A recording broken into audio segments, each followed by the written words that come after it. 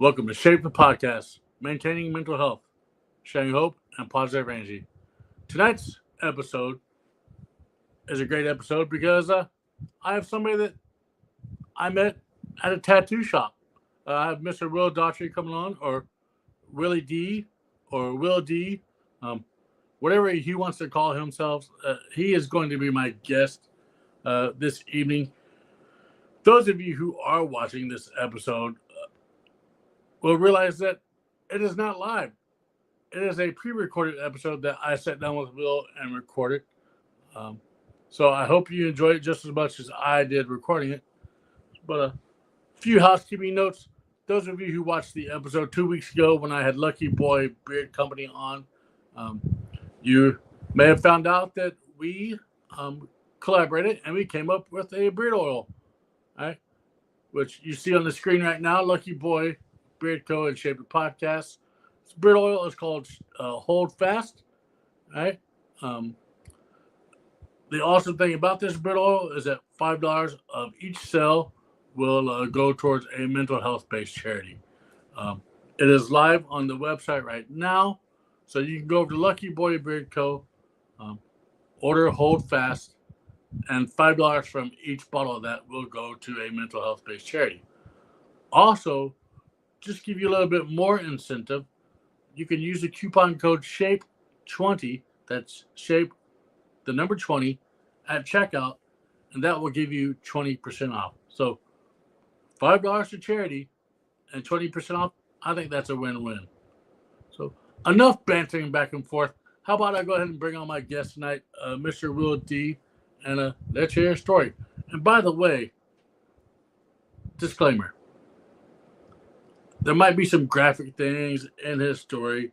There might be some things that are hard for people to hear. So just use your judgment and enjoy. What's up, man? Welcome to the show, Will. Thanks for having me. Man, yeah, no problem. I'm glad that we finally got together. You know, I followed your journey on Facebook, and I was like, man, this guy does some, counseling. He helps those who are struggling in life. And I was like, man, I gotta hear this guy's story. I gotta have him on. We met many moons ago at a tattoo studio where he used to pierce at. I can't remember the name of it because it really wasn't that great of a place.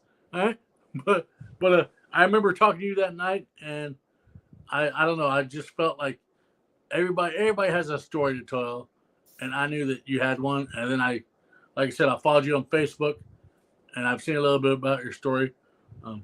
But for my listeners out there and my viewers who don't know who you are, why don't you introduce yourself to them? Hello, everyone. My name is Will. I'm an addict. I'm a father, best friend,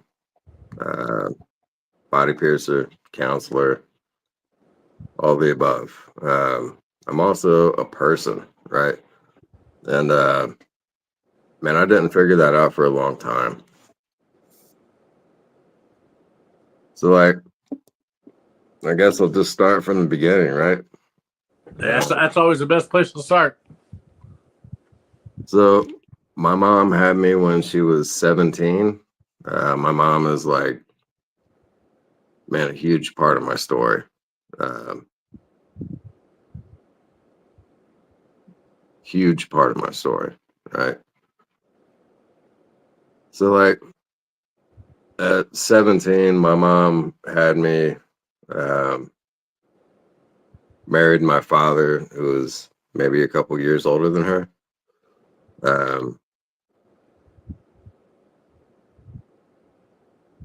And it was an abusive relationship for both of them. My father was an addict, and my mother was an addict that identified as an alcoholic with paranoid schizophrenia and rapid bipolar disorder. Wow. So growing up, right, as a baby, an infant, a child, to an adolescent was difficult, right? Um, my mom and dad split when I was around 3. In that time, he had beat her and put her in the hospital, moved her from state to state. She followed, right, because that was her high school sweetheart. Yeah. And then like I would get dropped off with my grandparents from like New Jersey back to Ohio.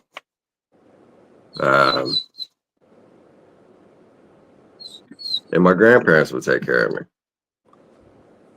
until my mom got with a new guy or back on her feet. And then she come and scoop me back up and have a great life with me for about a month or two. New school.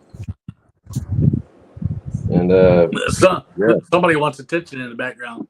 yeah, that's Scandal. He's a puppy. He's a little asshole too, but he's cool. He's cute. So like, my mom would get in these volatile relationships with men because like she never had a healthy example of love in her life, right? So like, why wouldn't I inherit that also, right? So my mom would get with guys who she thought was stable and she would be completely reckless with. And then I'd be back to my grandparents. Or my mom would be the stable one and get with guys that were completely fucking reckless with her. And we'd move all about Ohio and mostly West Dayton. Born and raised, right? And then like maybe 3rd grade, she comes and collects me again. And this time like I'd already been a victim of abuse as a child. I was already abusing other children the way that I was abused. And like I thought it was normal. I didn't know anything was fucked up with it, right? Because I was, 6, 7 years old, 9 years old. And takes me to Virginia. And I start doing the same shit there, right? Fighting with kids in class. My mom is using again, and like ends up getting into a fight with her boyfriend and like slices him from his fucking shoulder to his elbow, and then sews him up with fishing line so that she doesn't get arrested. Right? Wow. He doesn't have to go to the hospital. And then I'm back with my grandparents in Ohio again after that. And that time I stayed with my grandparents until I was about 13, 12 or 13. And like the kicker was I was still sexually active, and I contracted a curable disease, fortunately, that put me in the hospital. And like that wasn't a pleasant experience for me. And my mom thought that like my grandparents was raising me wrong, right? So she finds a stable dude and comes and scoots me back up and moves me out to Huber Heights, where I continued to be me. And I had already been drinking and smoking weed at this time, right? For, I don't know, maybe 4 years.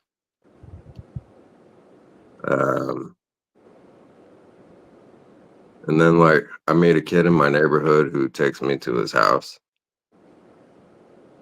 And then like his mom starts feeding me pills and liquor and trying to have sex with me. And like I would have done it, but like I didn't find his mother attractive. But I stayed like being friends with this kid for about 3 or 4 years until I met better people, right? And then like kind of broke away from him and started being sexually active again.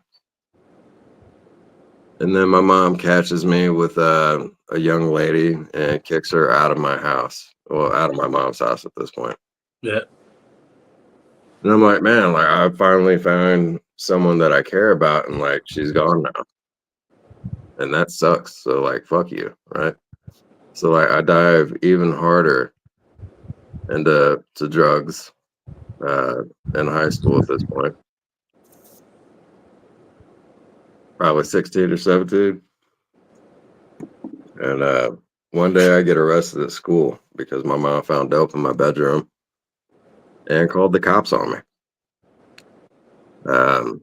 At this point, And like this is all while she's in her madness, you know. yeah, yeah, Which is crazy, you know. Here she is in her madness, and you really, I mean, you get into it because that's what you know, and then you know nobody wants to see their babies like that, man. yeah, of course not, Yeah. no. So during this time, like my mom was going to AA and like attempting to get sober. Yeah. And AA back in those days, like men would sponsor women, right? So like all these dudes are constantly calling the house from the AA fellowship.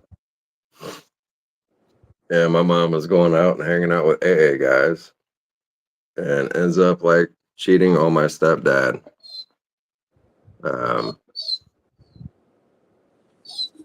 And then like my family is disbanded again, right? Yeah. So No, it's you speak of that in AA because I was in AA for a little bit.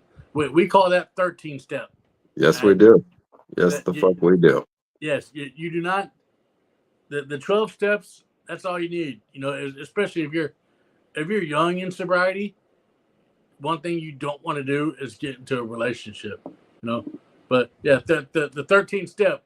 That's the step that you do not want to do. Yeah, it's a killer sometimes, man. Yeah. Sometimes it'll take you to places where you don't want to go. So. Really don't want to go. And sometimes it's not even you that goes there. Like sometimes it affects your fucking marital life or your kids and all that shit. Yeah. Like it's just fucking trash for real. Which is what it, you know, at this point in your life, this is where you're at. You know, it's affected you again. Yeah. So like during this time, like my mom has been dragging me to AA meetings for maybe 3 to 4 years. Yeah. And then like busts me with dope, has me arrested. And then like I go to treatment at 17 years old. And like in treatment, like I'm seeing like fiends, right? Not just people that party a little bit too much. I'm saying like full blown alcoholics, like going through fucking detox. Yeah. And like needle users, which to me at that time was like fucking out of this world. Yeah. It was like my mom was a crackhead and all that for many, many years, and then just dropped crack one day and went just to alcohol, right? So like I grew up in the 80s where crack like fucking demolished everything around us. And like in my neighborhood it was bad. Yeah. So like when my mom was only drinking, like she was still an absolute fucking mess. And then when she found AA, I was like, oh man, like I got a sober mom now. Like that's fucking wild, right? Yeah. But then she's like hella fucking strict on me. And like I'm rebellious by nature, so that didn't fucking work, right? I forgot to mention that like my grandparents had tried to adopt me and threw me into counseling every time I would get caught like doing shit. And like that didn't really work out for me, right? But that opened the door for me to learn some better shit. And then with the AA stuff, like I was in there like shell shocked, basically, like, oh, why the fuck am I in here? Like, I did not know that I would need that later on in life. Yeah. But like, my mom knew, and the judge knew, and everybody around me fucking knew, right? Yeah. So like, let's see, 17 treatment for about 6 months. And like, I developed a phobia of people watching me pee after that. Like, that was rough, right? And then like, I get out of that, I get in another relationship, and as soon as that relationship is over, like, boom, I'm using. And this time is like way worse than before, but like, I didn't really give a fuck because I was fucked up. And then like, I start sleeping with random people to fill that void, right? And I caused a lot of harm because like, it was people that I did not care about. And like, I knew that they liked me, and I knew that like, it was an easy fucking thing for me to do, so I did it, right? Well, yeah. I mean, you're replacing one addiction with another. 100%, right? And then like, one day I get one of them pregnant. I'm like, oh shit, like, I'm gonna be a fucking dad now? Fuck. Let me stop everything, right? And then like, I realized that like, I've got a good 8 months or so before I've got to like stop everything and like live a normal life. Yeah. Which like, I had no fucking idea on how to about going, right? So like, I'm using heavy. Back then it was ecstasy, like actual ecstasy pills, Yeah. not Molly or MDA. There was a extra special ingredient that like, I fell in love with, and I like that better than any other drug that I had ever taken in my life. So like, I'm using that and selling it and working the regular 40-hour-a-week job as an electronics engineer technician, right? And then the night that my daughter is born, I have my friend with me, and like, we had been up for, I don't know, maybe 3 or 4 days, just eating pills and snorting them and other things. And then like, I'm with my girlfriend at the time. She's like, oh man, like, I'm having contractions. It's time. And I'm like, what the fuck? Like, Yeah. I thought I had another week. Yeah. And here you are, high as a kite. There's a fucking kite. Like, I'm damn near death, right? So like, we go to the hospital, and my daughter is born, and my friend is in the room also high as fuck, right? And my mom steps in and looks at me and takes the baby from me, and she tells me to get the fuck out. And like, I left my baby and her mother in the fucking room by herself, and I went home and like, finished the rest of my bag. And it was enough to kill me. I'm grateful to be here, right? Then the next day, no sleep, trying to write off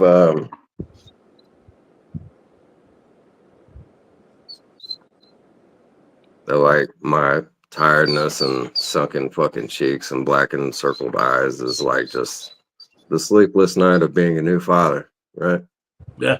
Like, Except for it wasn't because you had a baby home. It was because you chased that edge, and it took you over. yeah, once I start anything, I can't fucking stop. Yeah.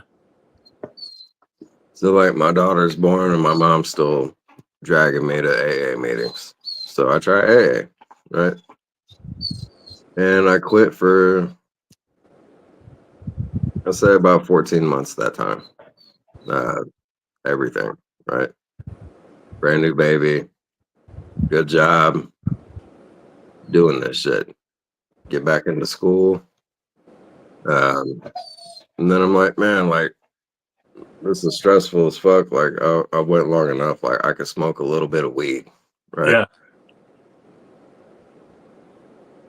And then, like, man, I start dealing again and doing other shit. And then, like, one of my best friends get murdered. Mm. And then I get scared. And because, like, I'm doing the same shit that he is, right? Yeah. I'm hanging out with this dude all the time. I was like, whoever fucking went after this dude might be coming for me. Yeah, that's true. So I got super shook. Whole time, baby mama, wife at that point, right, is hating me because I wasn't very good to her, right? And she just wanted me to be a responsible adult and a loving father and a husband. And like, I was none of those things. I was not ready to be any of those things. I was never taught how to be any of those things. Yeah.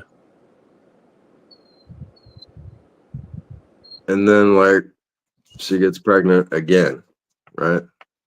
And my son comes around. And I'm like, all right, I got to quit again, right? So this time I go back to AA again.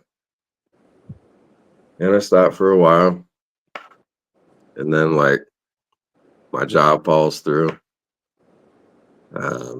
I started being a phlebotomist and a body piercer. And then, like, I meet my then apprentice, who is completely okay with getting fucked up with me and fucking a married guy. And yeah, me and my wife split. I'm still giving her money every week to like pay my bills and all that shit while I'm like sleeping at a tattoo shop or in the Myers parking lot. Hmm. And then she tells me one day that like she's ready to start dating again, and I get my feelings hurt. And at this point, like, I had not slept with anyone outside of my marriage that lasted less than a year.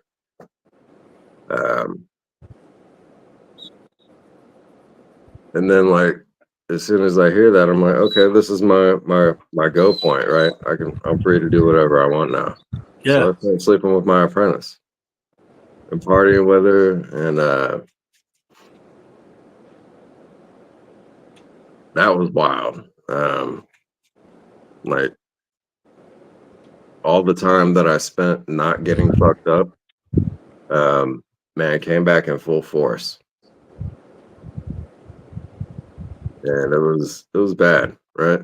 But I didn't know it was bad. I just thought like, oh man, this is a punk rock lifestyle. This is what I'm doing now.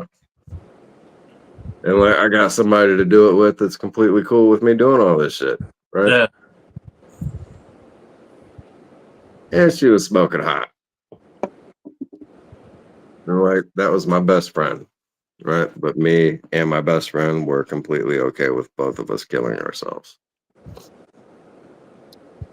So we were together for 9 years. Married her, and so like in this time, approaching the 9-year mark, we get married in that 9th year, and my mom's at the wedding, and she's like stumbling around and like just being obnoxious. And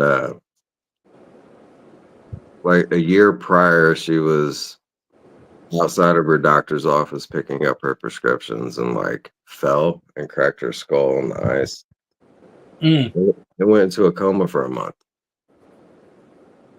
And then was sexually assaulted in her room by members of the AA fellowship that were there to protect her, right?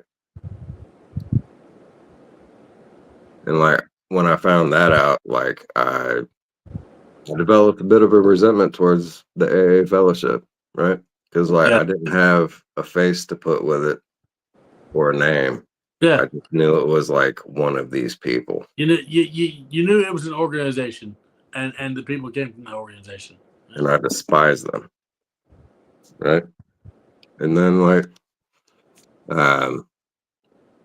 so my mom never recovered from that first fall. Her doctor had been over prescribing her. She was like maybe 70 something pounds and 5 foot nothing. And being prescribed 14 different painkillers, muscle relaxers, antipsychotics, like all kinds of shit for one problem. Right.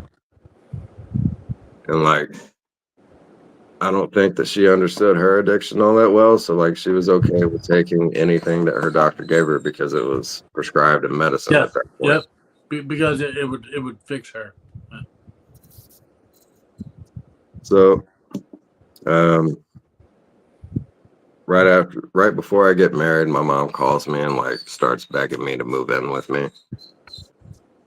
And I tell my mom to go fuck herself.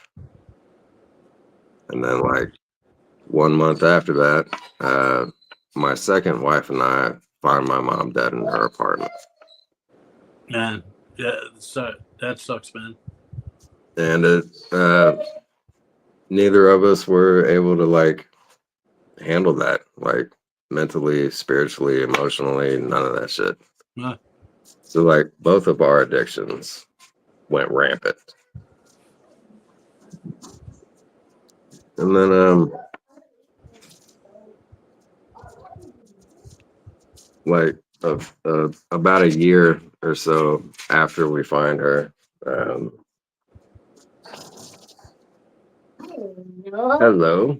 What are you doing? I'm doing a podcast. What? Hmm? What? Just telling my story about like how I got better in life.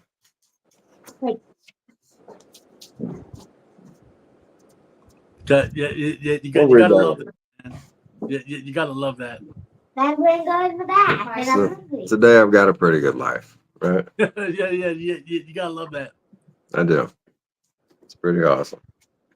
So let's see. Hang on just a second. Why is this? Oh, you're good, man. What? Okay.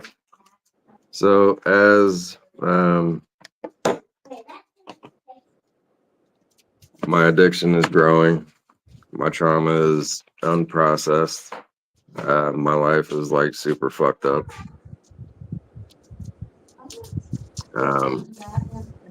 My second wife is going through the same thing, right? And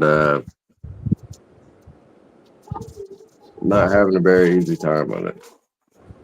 So she starts inviting roommates to live with us. And one of these roommates is a nurse. And I'm like, I don't want this bitch living with me. Sorry for my language. Oh no, you're good. Yeah, you're good, man. I was like, I don't want her living with me.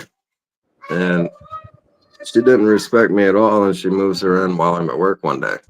Right. And like the nurse that was living with us was my wife's nurse. And she worked for a doctor that was also my wife's doctor, right? And they had the nurse had a daughter that was living with her that was like the doctor's grandkid. And like at this point, like I'm still in constant contact with my grandparents. And my addiction hadn't totally kicked my ass yet. But like it was working on it. Yeah. So I'm with my grandparents one day and we're watching the news and we see this doctor roll out and he's being indicted for the overdose deaths of 13 of his patients. And I'm like, holy shit, that's my wife's doctor. Yeah. Right? And my grandfather goes, well, that was your mom's doctor. Oh fuck. She fell outside of his apartment. Or not his apartment, his practice. Wow. And I'm like, what the fuck? Like, I've been wanting to beat this dude to death for years, Yeah. right?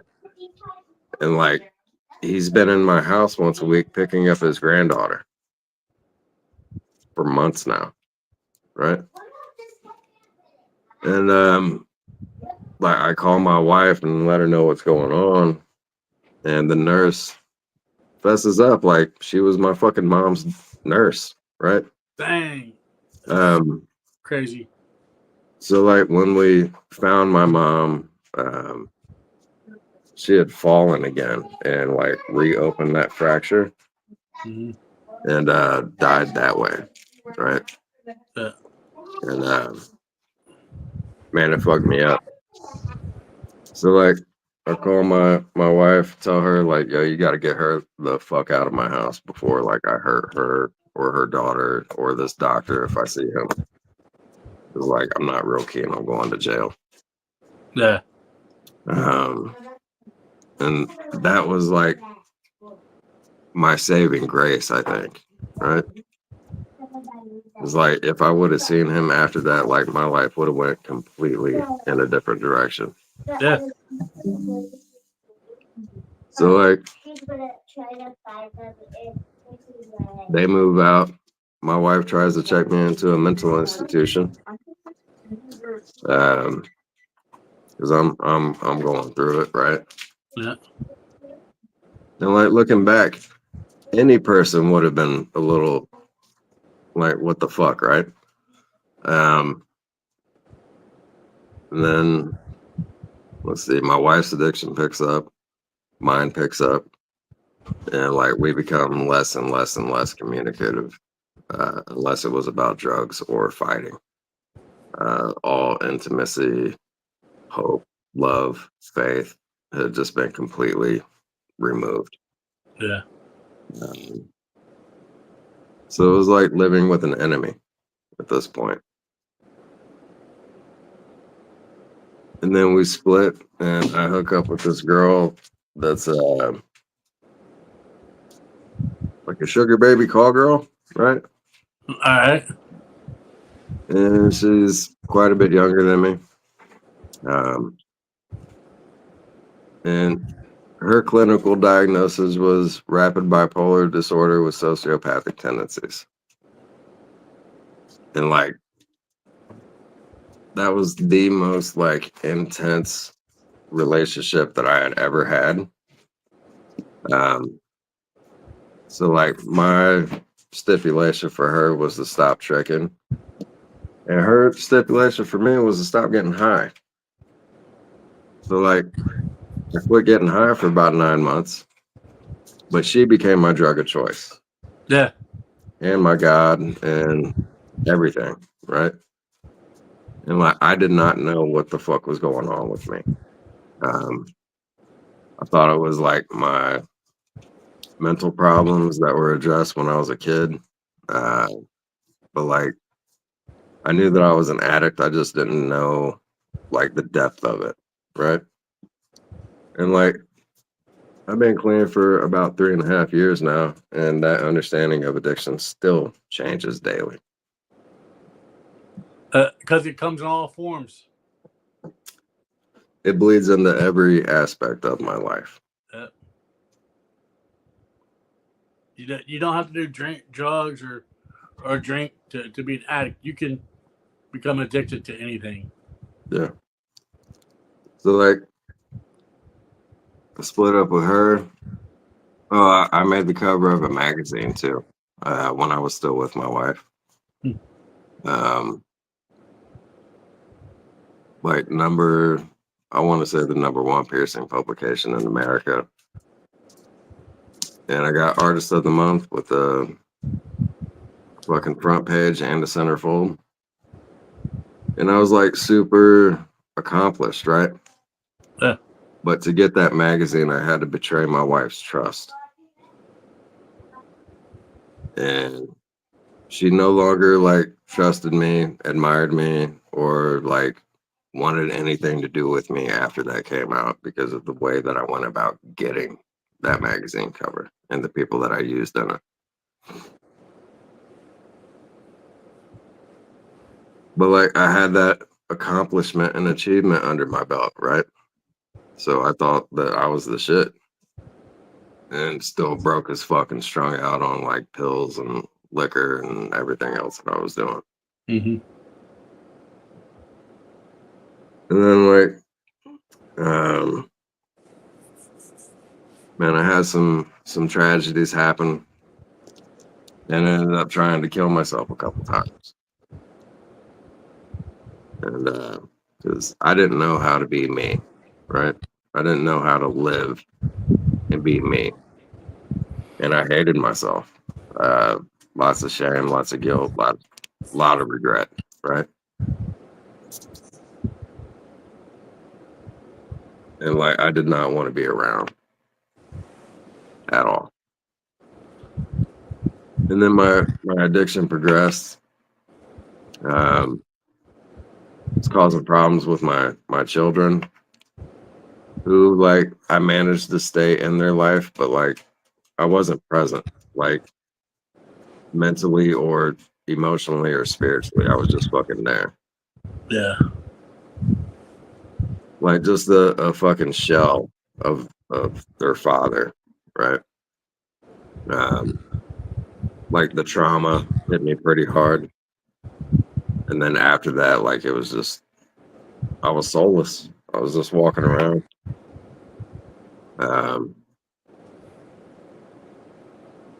Yeah. Then like one day my daughter, who was in counseling, for reasons like I'm not gonna share her story, right?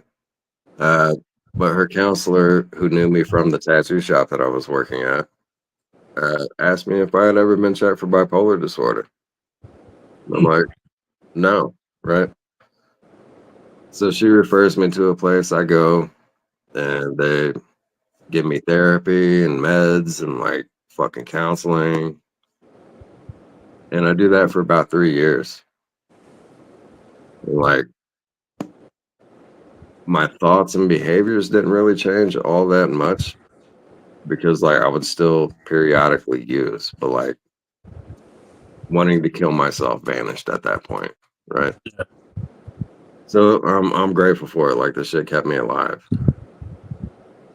And then like one day they have an issue with like my insurance, and like my counselor did not know how to help me, so she referred me to a different guy, right?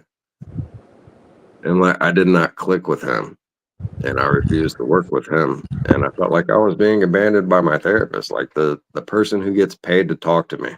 Yeah. And who you put your trust in. Right. So I was like, what the fuck is this, right? So I refused to go, and then they cut off my psych meds. They cut off my antipsychotics. And then my addiction goes right back up. Like I started smoking crack fucking 2 weeks later. I had never done that shit before. Like I became an alcoholic and a crackhead in the same fucking night. And like I hated alcoholics and crackheads when I was growing up. And then like still piercing, doing other things for money. I'm working at a plasma center full time. Not sleeping ever. And when I do, it's like a drug induced fucking coma for a few hours until I gotta wake up and go to work the next morning to keep my habit going. Right. I'm spending everything that I can on getting fucked up.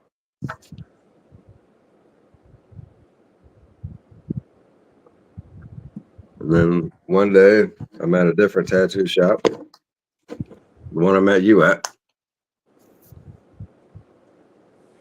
And I have an old client hit me up. They're like, I've known for about 11 or so years. I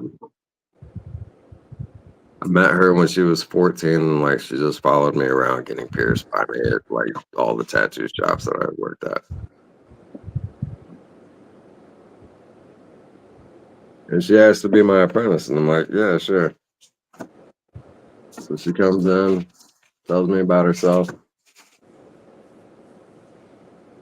We started hanging out, and like tells me that she was in recovery, right? I'm like, oh shit, like I completely fucking forgot about recovery. Yeah. Like how did I forget about this shit? Like, and then like all of our friends that we were hanging out with, like start talking about like, oh man, I got hit with a DUI. I need to go to a meeting. Another friend like selling coke and shit, and talking like, oh man, I kind of want to go to a meeting. I don't want to keep doing this shit. I'm like, I'll go to a meeting with y'all, man. I used to go to meetings all the time, Yeah. right? Not knowing that like I was the one that desperately fucking needed that shit again. So like my last relapse lasted about 16 years. Within that 16 years, man, I experienced my first divorce, homelessness, job loss, a friend being murdered, all kinds of horrible shit that like the life of an addict suffers. Yeah. And way more. But like, I don't feel like crying on this fucking podcast right Oh, now. dude, So I'm gonna hey, you know what? I'm surprised I ain't cried yet, all right? I usually unpacking cry. lightly, dog. I usually cry Unpacking every lightly. podcast. I'm an emotional wreck, so it's okay to cry, brother. You know what? Right. It's okay. It is okay to cry. I got a message to share, right? And you're doing a damn good job of it, man. I'm proud of you. All right. Appreciate you. So, me and my apprentice, she was 25 and I was 39. She relapses with me, right? Because like I'm still using around her because I'm like, oh well, like she's in recovery, like she should be cool. Yeah. And then like we both get clean together, and she takes me to AA, right? She's going through a divorce. I'm still married and have been stalked, harassed, threatened, like all kinds of shit by my second wife, right? For about 9 years at this point. And I was afraid to be at my home. I was afraid to be anywhere and not be high or drunk. Or just not feeling like I could be alive, really. Yeah. Just floating through life. And one day, we're together at this point, I guess. She's like, why don't you come to an AA meeting with me? I'm like, yeah, that's a great idea, right? So we both get clean together. And then we have a little relationship going on. And like her mom invited me into her mom's house and like let me kick dope in her fucking house, bro. And her mom knew that you were sober. She knew that I was trying to be sober. Yeah. I had met her mom about 11 years prior, 11 to 14 years maybe. And I didn't know that my apprentice had a crush on me until I got clean, right? And then when we get clean, like that 13th step comes into play.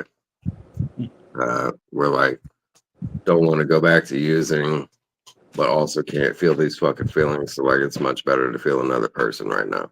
Yeah. Which in turn is a form of using. Right. And that's how our very toxic relationship started, right? But we both stayed clean. So I'm in AA with her, and I'm like, man, I don't think this shit's gonna work for me, right? So she's like, oh man, like, why don't you go to NA? So I'm like, what's that? Like, I had worked with another person in recovery that did NA, but like I always thought it was the exact same shit as AA. The same principles. Yeah. Same principles, yeah. But like I had no resentments for NA. Yeah. And like I didn't understand that at that time, right? Yeah. So like as I'm sitting in the AA club, like man, I meet people that knew my mom, right?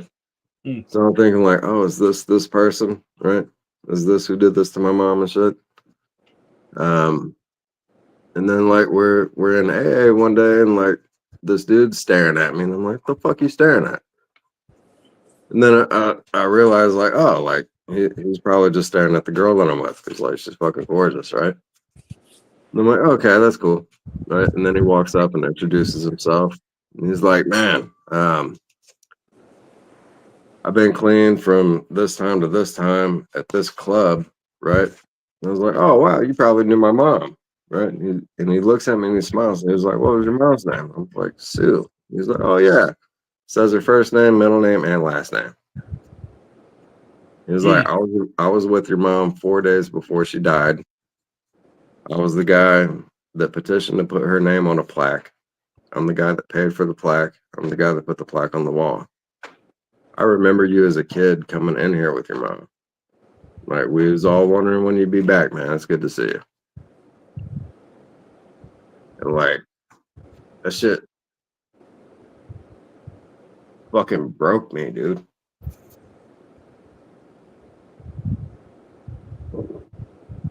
Like, just repeating cycles, right? Yeah.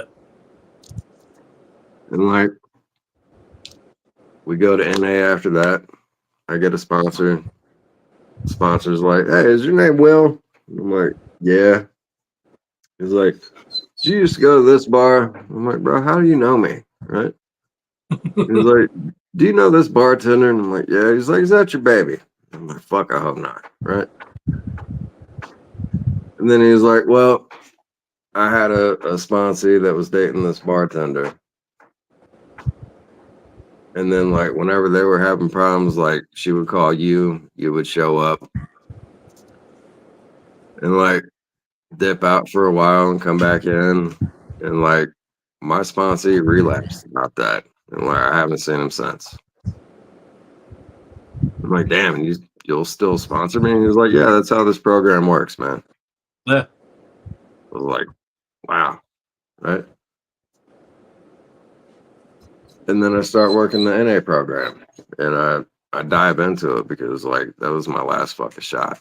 Like I'd already been through fucking child therapy, AA, treatment, AA, mental health, suicide attempts and shit. And I was like, man, this is my last fucking chance at anything in life.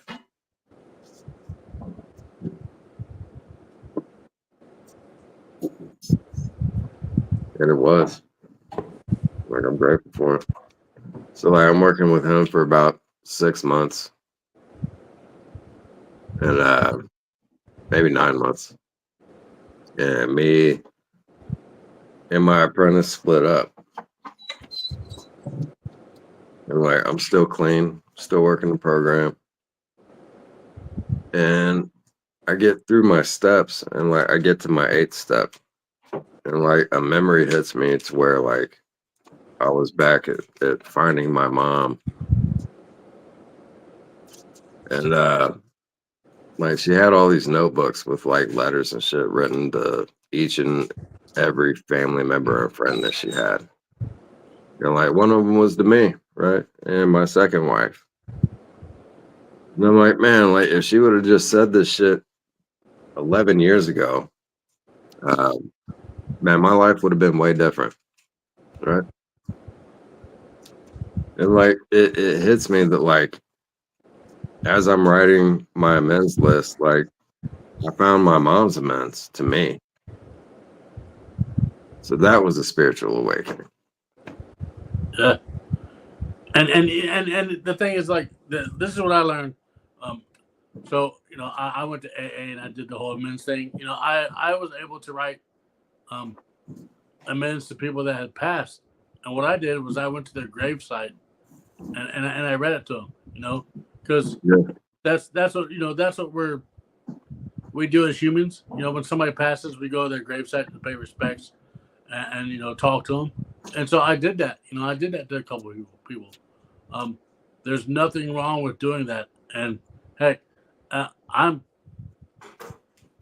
not in AA, and I still drink on occasions now, but I owe a couple people some amends from back, a couple of years ago.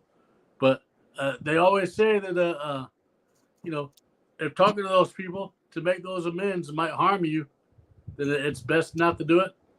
Yeah. It's best not to do that right now. So, but yeah, it's hard to make those amends and to take those steps necessary. It is, man. So like I did my amends for my mom when I hit a year clean. I worked through my steps pretty quick. Like every time I wanted to use, I was either on the phone with my sponsor in a meeting or writing on my step work. And that kept me going. Right. That was my foundation. For the first year and a half, I went to roughly 2 to 3 meetings a day. My obsession to use did not stop until I hit about 2 years.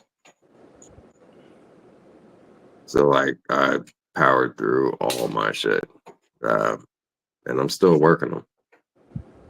Yeah, you never can stop. Even though I'm not in AA, and like I said, I can sit here in a room and less than 30 feet away.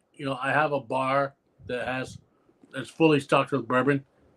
A lot of those bottles are collecting dust, but I can sit here today, and because of the things I learned in AA, I know that I'm better. My mind is better. My willpower, my way of living. Mhm. I don't need what's out there in the hallway to help me survive on a daily basis. Right. A lot of people are different, and that's the thing. A lot of people, and I still talk to a lot of people in AA and in AA, and they will say the truth. They're like, man, I could never live like that. I could never have that in my presence because that was my escape from reality, But I mean, we all have those ways of recovery, For me, what really helped me in my recovery was I took myself out of those places. I only became addicted because I was hanging around people who were addicted. I only became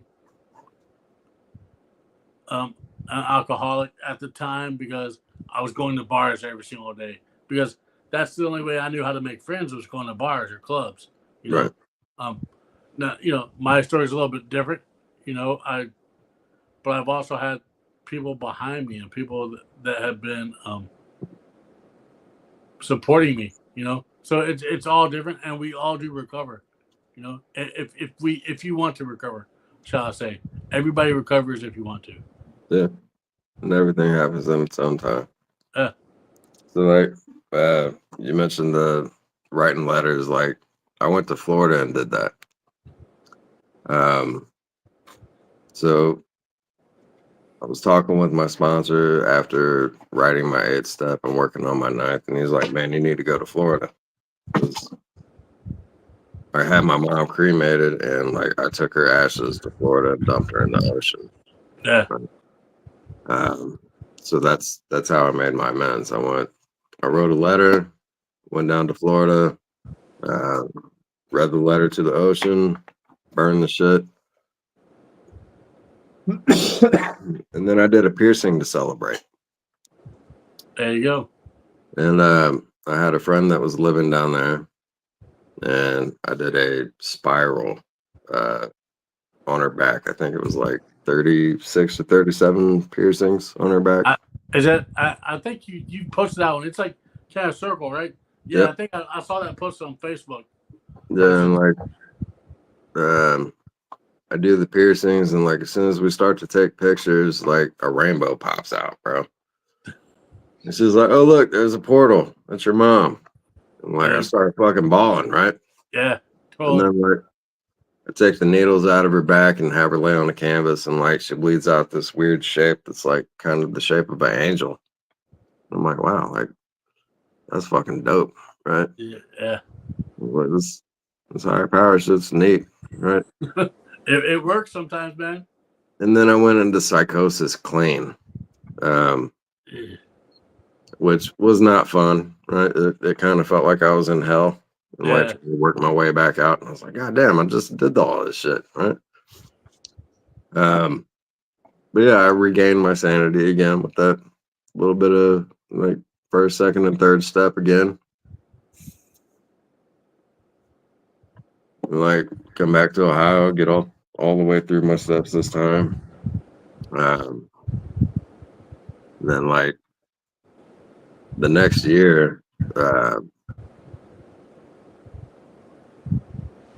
like December hits, and I found my mom December 4th, 2011.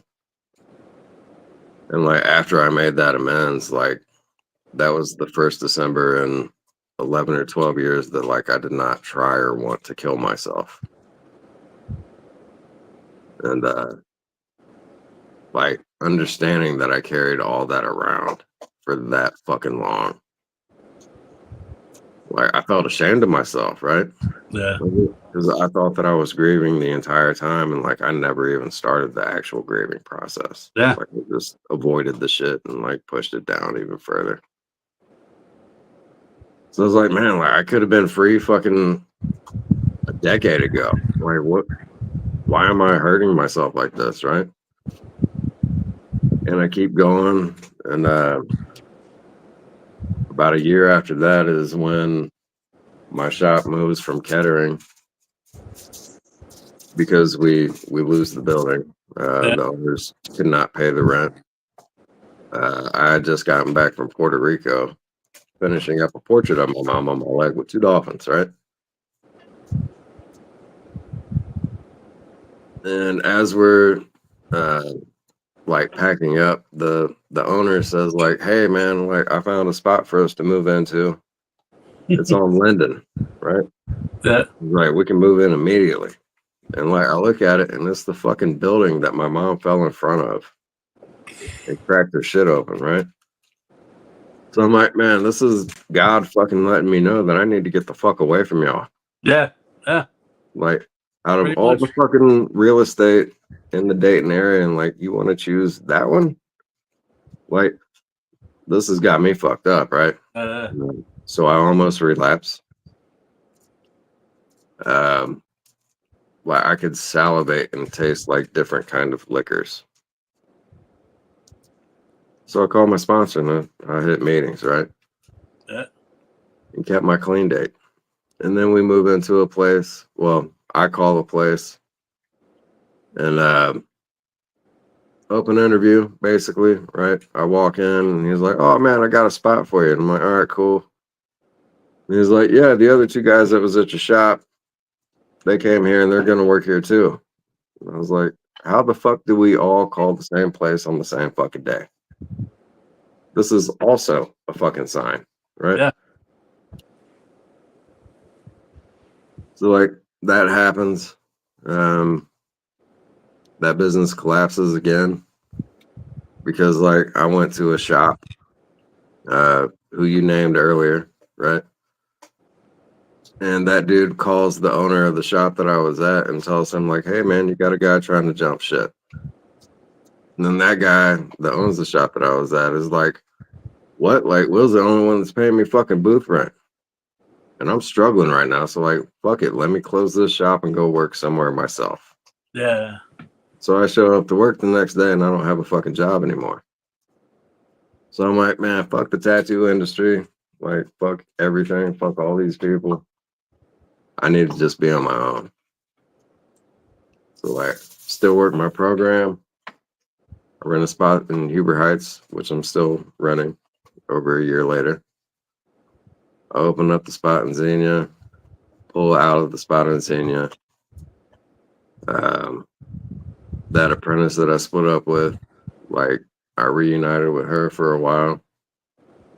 And she pays for my CDCA when she hears me talking about like how I'm gonna pay for my own jewelry and booth rent and shit like that, right? Mm-hmm. Like she's hunkered down in her fucking bed and like messing on her phone. I'm like, what the fuck are you doing? Like it's fucking 2 o'clock in the morning. Why are you on your phone? And then she's like, mind your own fucking business, Will. And like then my phone dings, right? And like she sent me the money for my fucking CDCA. So I'm like, shit, I've been talking about it for a year. Now I gotta do it, right? Yeah. She called my fucking bluff. I'm like, fuck, right?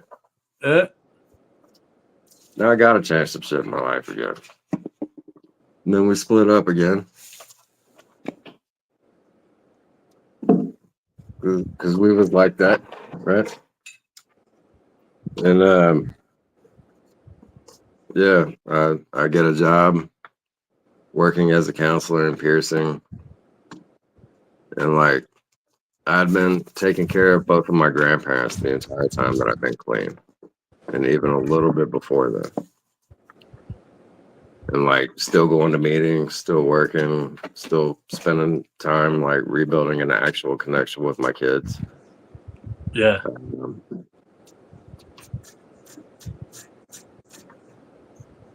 I got divorced from my second wife finally. My apprentice finally got her divorce in the same week as I got mine, which was fucking wild, right? Both finalized in the same week. That shit fucked me up. I was like, this is also fucking weird. So like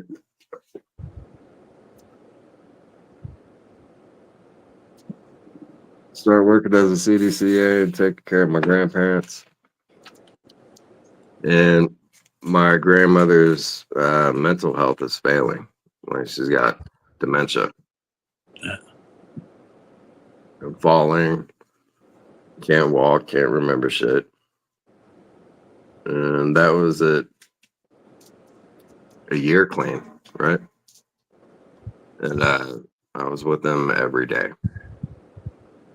Like no matter what I had going on, I was either there in the morning or after I got out of work. Just to help out, change light bulbs, get them fucking food, like medicine, doctor's appointments, whatever the fuck they needed. And like, I'm working as a CDCA with 3 years clean now. And my bills are starting to build up, right?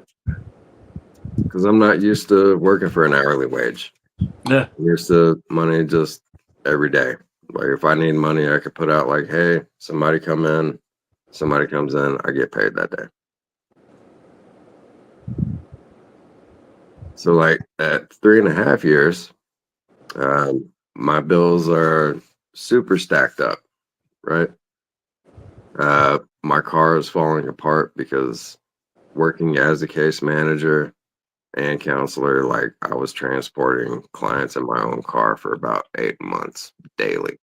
Yeah. 6 days a week. And car is like straight fucked up now. Out of money. And then like my grandparents' houses or apartment is falling apart because like I'm not over there to clean it and shit. Right. Mhm. So I've got my family calling me, cussing me out and threatening me. And which did not make me happy. Right. Yeah. That was a lot to deal with. So like I keep going and like trying to do my part, and like I'm needing to work more to cover my bills and catch up on my bills. And then like it gets so bad that where like my family is threatening me with like elderly neglect and abuse. And I'm like, hold up, like I'm not their fucking caretaker. Yeah. I mean, Like you're doing it because you care about them. yeah, like I'm not legally required to do shit. Yep. right? And nobody else has probably done anything. So No, like they would stop by on occasion, right? But like I lived 20 minutes away from them. yeah, My grandparents gave me a house like right after my mom died. And it was the house that I grew up in, right? And then like it didn't get put in my name until about 2 years ago. yeah, Because I didn't, well, I was going through a divorce and like I didn't think that, well, my grandparents didn't think that my wife should get any of that money for the house, right? yeah. Because I grew up there and like she did not respect the house or me or anything else. But like she did love me. She loved my kids. Like she was good to me until the addiction part came in. Like, man, I miss her, right? But like she's not the same person anymore. I'm not either. But yeah, like anyway. Taking care of my grandparents and working just as a CDCA, paying like booth rent every month or every week, buying my own jewelry and like fucked up car, like completely depleted my cash.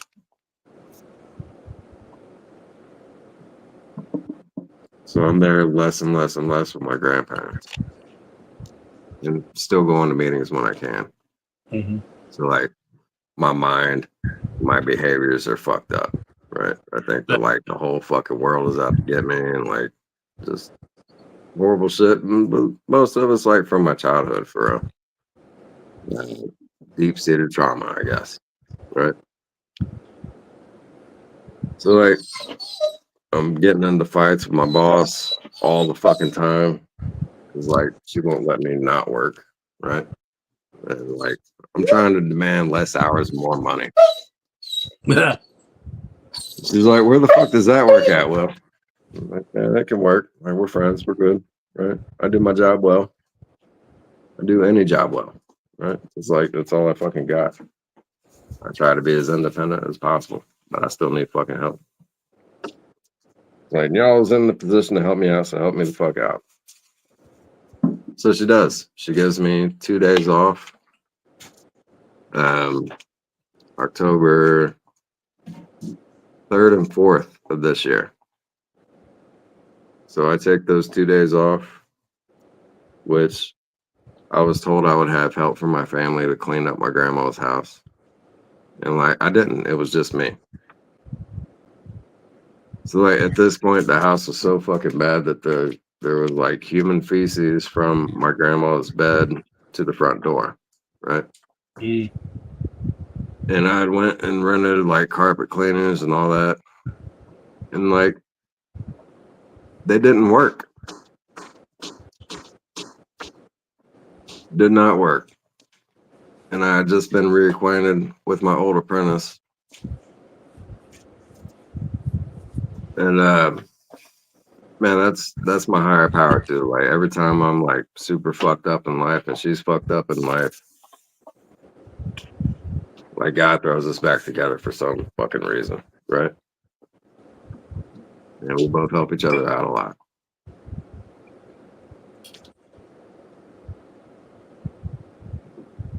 So like I take the 2 days like on my hands and knees with a bristle scrub brush, cleaning up my grandmother's shit out of the carpet. And like I never thought that I'd be grateful for cleaning up shit, but like I'm grateful as fuck for it. Cause like those are the last 2 days I ever got with my grandfather. Like on October 5th, I found his body. My grandmother thought that he was out like getting her food or whatever, like he did every morning. And he was dead, right? And she didn't know that he was dead because she's got fucking dementia. Yeah. So like I'm grateful that I found him and not her, right? Because like, man, finding 2 bodies was bad. I don't know if I could take a third, especially when it's like the only people that have ever shown me like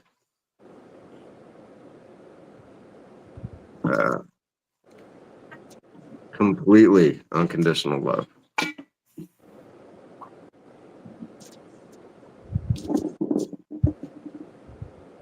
So like,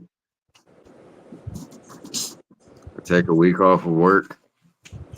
My grandma goes into a nursing home in Indiana. So it was like I lost both of my grandparents the same day.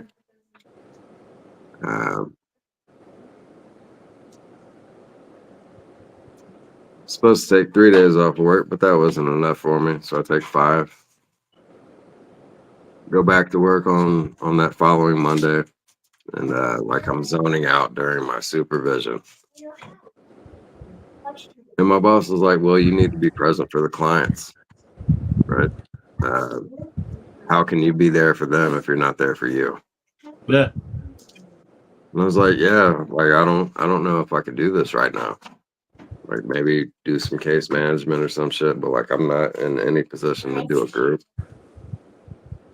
And then she's like, well, where the fuck does that leave me, right? Like I need you as a counselor, not a case manager right now. So I get a resentment, right? I'm like, how the fuck?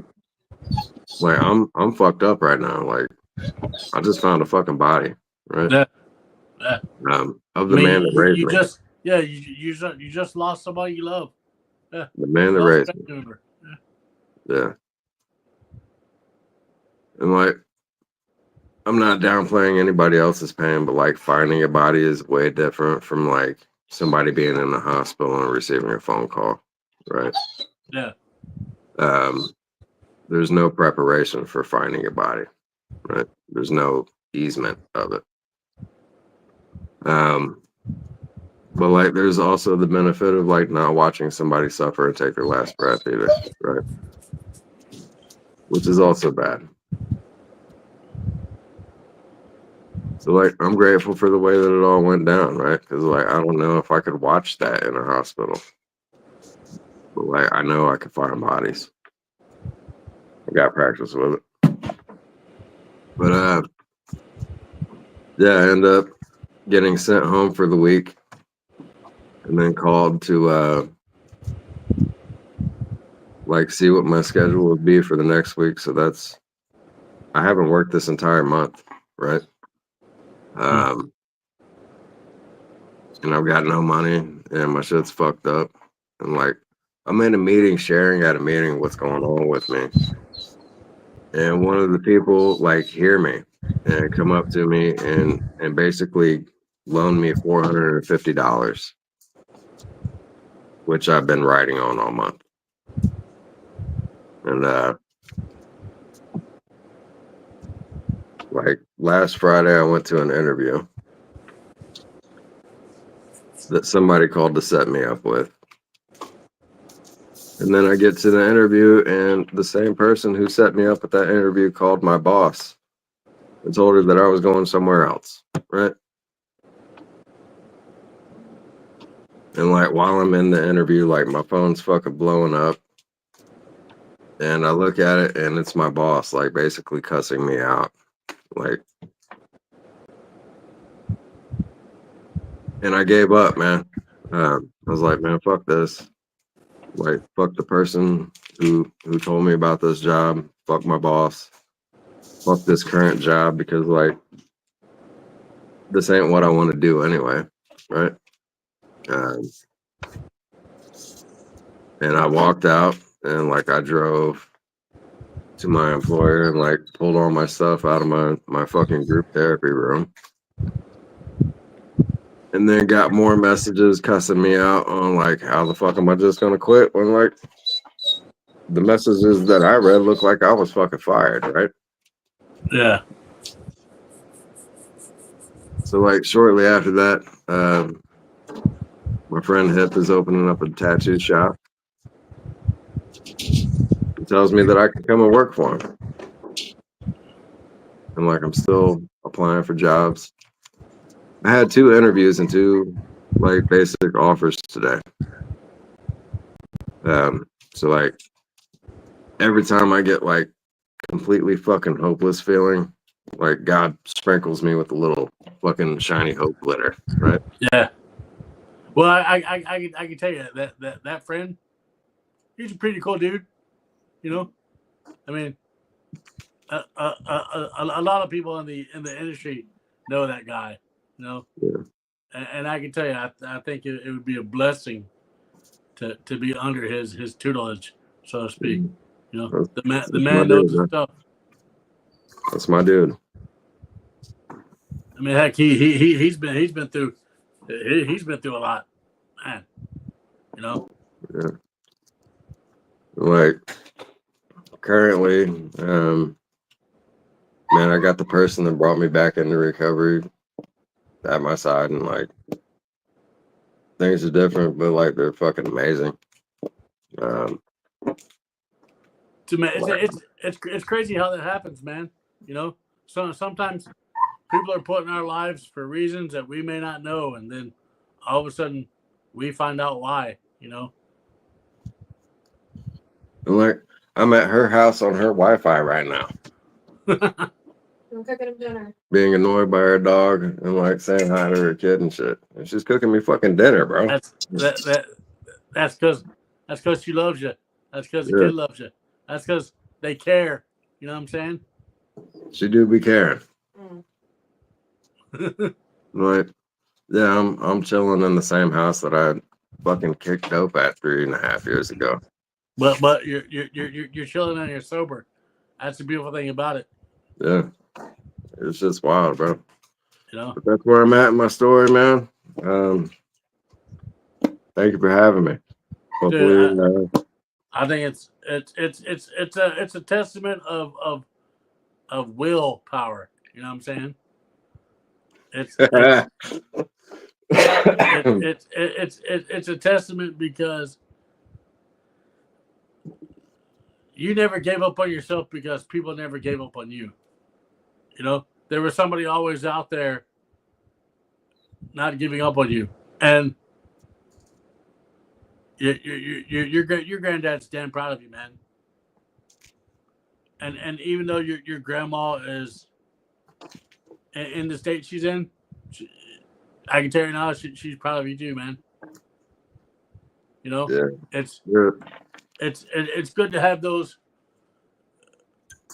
people. Like, you know, my parents have seen my struggles in my life, you know, and my mom sees my happiness now. You know, my mom sees my accomplishments now, and she always tells me, she goes, you know, your dad, and my dad's been passed. He's been gone now for probably 11 years now. Condolences, man. And well, same to you. And she always says, she goes, you know, your dad and your grandpa are proud of you. You know, they're looking down at you. So I'm glad, man. I'm glad you didn't give up. I'm glad that you keep on trying, you know, and don't stop trying. You know, it's hard. You know, I have to remind myself every day of the life that I have now is worth way more than the life that I had. Yeah, man. I don't have any more options. Hey, you got the best option, and that's living in the moment. You know what I'm saying? Yeah, you're living for today. Life might be hard sometimes, you know, but we always have to remember that the only thing that we have in our life is the now. You know, that's all we have, right? We have right now, right this moment. We're not guaranteed tomorrow, you know, but so we have to live in the now. If we don't live in the now, and we're not grateful for what we have now, then why be grateful tomorrow? You know. Yeah. So I appreciate you, man. I appreciate you having the strength and having the courage to come on and share your story, man. You know, and I'm here. You know, I've understood your struggle. You know, our stories are similar. I also am a survivor of suicide. You know, I tried to commit I tried to commit 3 times, and I shared my story. I shared my story back in April and talked about it. But you know, I'm also a survivor of physical and mental abuse. Not my parents or not my family, but you know, relationships, situationships addictions that I put myself in. You know, so You're a part. I'm proud of you, man. I really am. Thank you. Keep that shit up because the world needs more of you around. You know what I'm saying? Thank you. It does. As hard as it might seem, sometimes things happen in our life that to bring us back down to where we need to be. You know, Yeah. and to remind us, hey, this is where you came from. You know, you never can't stop forgetting where you came from. Never. You know. So, but before we wrap up, man, if there's anything you could tell somebody out there that's just going through the shit right now that needs to hear, you know, a word of positive encouragement, what's something you could tell somebody? You are not alone. That's the truth. Yeah. We're never alone in this journey, you know. And I'll say it again. If anybody out there that's watching this podcast, when it airs, you know, if you're hurting and you need somebody to talk to, reach out. You know, we're Definitely. we're here. Well, I'm gonna kick you back, buddy. I'll be with you back in a moment. I'm gonna wrap up the podcast, but I appreciate you coming on, brother. I do. Appreciate you, man. Love you. Thank you. Yep.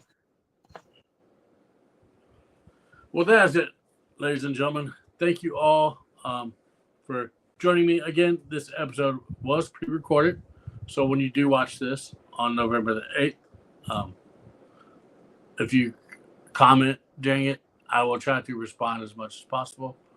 But again, thank you to Will for coming on. What a powerful story, you know. And like you said, you're not alone. So I'll see you again in 2 weeks for another special episode of Shape the Podcast. Again, go check out the official sponsor of Shape the Podcast, Lucky Boy Beard Co. And get you a bottle of Hold Fast. All right? That is a collaboration with Lucky Boy and Shape the Podcast.